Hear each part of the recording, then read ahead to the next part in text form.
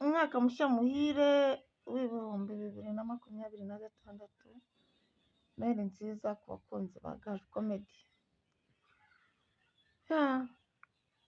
Akavidewo se nabatayemo mwakabonye? Nari naniwe bitewe n'uko naraye nkora, ndi kuvuga ngo reka mbashimishe. Noneho ndavuga ngo reka abakunzi ba Gaju Comedy bavugisheho gato numva ukuntu mumeze. Noheli se yagenze neza?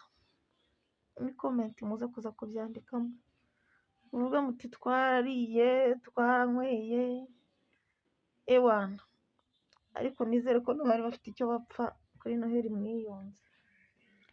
Ni byiza cyane. Ijambo ry'Imana riravuga ngo nujya gutanga ituro ryawe ngo ubanze wikiranure n'uwo mufite icyo mupfa. Haleluya.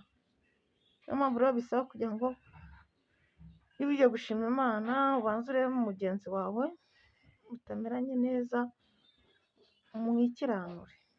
Niko gukiranuka, mbese niko kubaka ubuzima buzira umuze. Kandi ubugingo bwiza buhitamo kuba ari ubwo gukorera umwami Yesu. Ndasuhuza rero abantu bose bemera Yesu Kristo ko ari umwami n'umukiza. Ndasuhuza abo yabereye umukiza mu bugingo bwabo.